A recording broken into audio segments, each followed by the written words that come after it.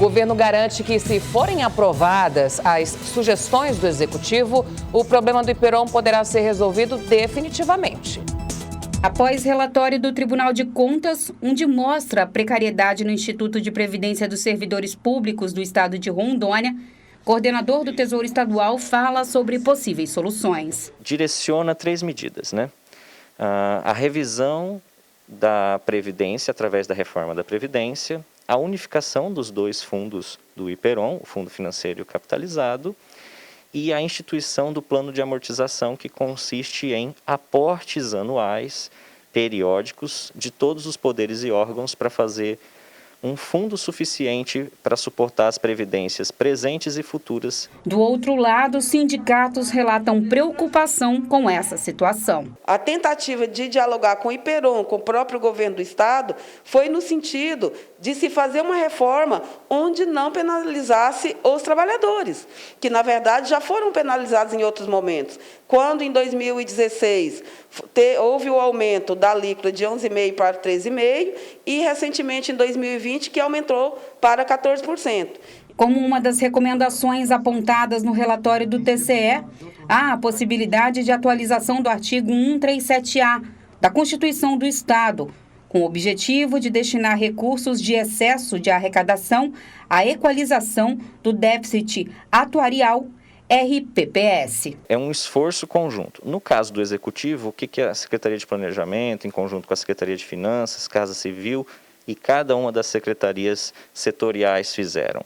Encontraram em seus orçamentos recursos que seriam chamados discricionários, e isso, somado a um desempenho da Receita extraordinário que estamos tendo, vai ser o suficiente para comportar uma despesa a mais no nosso orçamento, não prevista anteriormente, de mais de 400 milhões de reais. Então, outra preocupação dos sindicatos é quanto à durabilidade da resolução desse problema e ainda a demora por parte dos poderes ao se atentarem para as deficiências previdenciárias de Rondônia. O que pretendem fazer é usar um fundo capitalizado para ganhar um fôlego de algo em torno de 5 anos, e, novamente, não fazer a reestruturação do Iperon. Já o governo explica que, se aprovados os 3 passos sugeridos pelo Executivo, o problema será resolvido definitivamente. Com essas medidas, pelas premissas atuariais, pelos estudos técnicos, mantendo toda a tendência de arrecadação que o Estado tem de aquecimento da economia, é uma solução definitiva para o problema previdenciário. No relatório ainda há a recomendação de que a Assembleia Legislativa faça análise e aprovação do projeto encaminhado pelo Executivo no prazo de, no máximo, 90 dias. Votação essa que pode ser adiantada e que também preocupa os sindicatos. Além disso, eles pedem gerenciamento e mais clareza sobre a crise previdenciária de Rondônia. Dinheiro tem. Agora, por que estão querendo fazer essa aprovação tão repentina, tão rápida, se ainda pelos prazos da LDO, que são as Leis de Diretrizes Orçamentárias, nós temos aí aproximadamente 60, 90 dias, e não querem ouvir os sindicatos para saberem quais são as propostas que nós estamos propondo, que melhore o gerenciamento dessa massa crítica, que são 14 bilhões ao longo dos anos. E sobre a elaboração da reestruturação previdenciária do Estado, Daniel Piedade explica quais as consequências caso não seja aprovada. Exoneração de pelo menos 20% dos cargos em comissão, se essa medida ainda não for suficiente para readequar os limites. Exoneração de servidores não estáveis, aqueles que ainda se encontram no estágio probatório. E se ainda assim não for o suficiente para readequar os limites, exoneração de servidores estáveis. Então nós vamos ter vários problemas para lidar se essa proposta não for aprovada. Bom, eu já disse aqui, não baseado em informações que venham de entes políticos, baseado em informações de técnicos. Aí a coisa fica mais fácil e ganha maior credibilidade. Eu já disse aqui que o Iperon está agonizando. E essa situação do Iperon só está repetindo o que já aconteceu nos outros estados. A informação que se tem é de que apenas 7 estados da federação ainda não fizeram a devida reforma previdenciária. E Rondônia até não tinha tanta pressa quanto os outros estados, porque a nossa situação não era tão grave quanto a de institutos mais antigos, onde os impactos eram muito maiores em razão do número de aposentados, de beneficiários e também dos números que estavam dentro de toda a matemática. Então Rondônia acabou empurrando um pouco com a barriga, coisa que também, é bom que se diga, não deveria tê-lo feito, mas fez. Não fez quando, nos primeiros momentos, o próprio Tribunal de Contas alertava o Estado para fazer isso.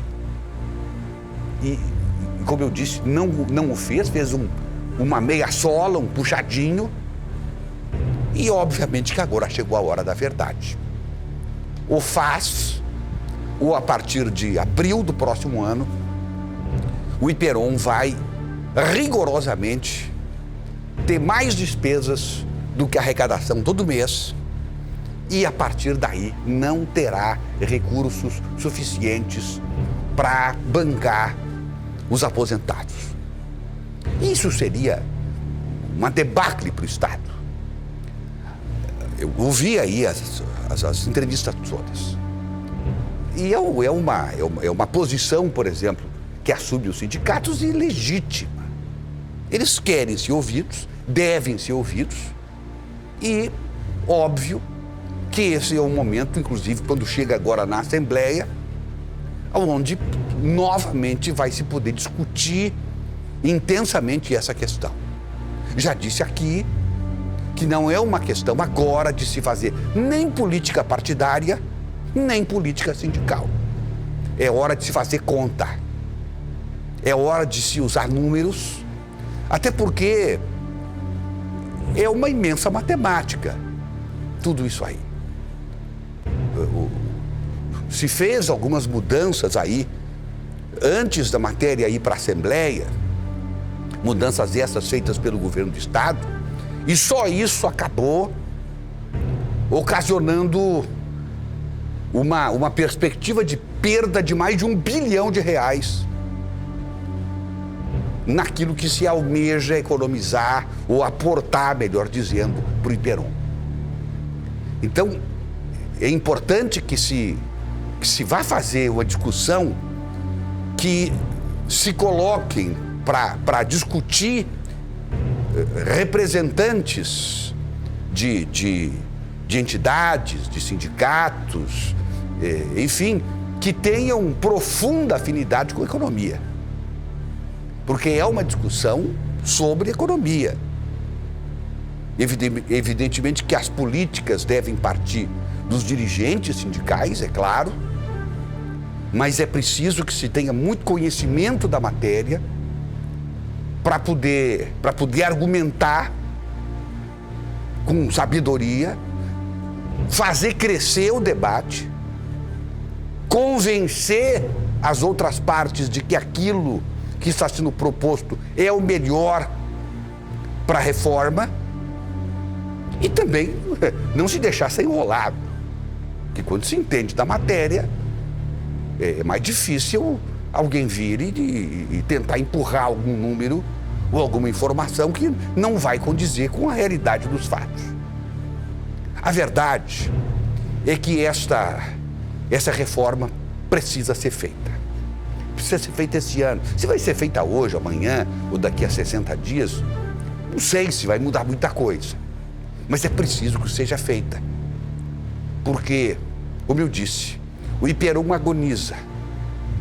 E como foi dito outro dia por um ex-secretário de Planejamento, Jorge Braga, no governo Confúcio Moura, disse ele outro dia aqui para nós, que se o IPEROM quebrar, quebra o Estado junto. Portanto, agora é hora de se usar a razão e se fazer o que tem que ser feito, custe o que custar. Evidentemente preservando o mais que se puder o servidor, que ao longo dos tempos já foi tão penalizado.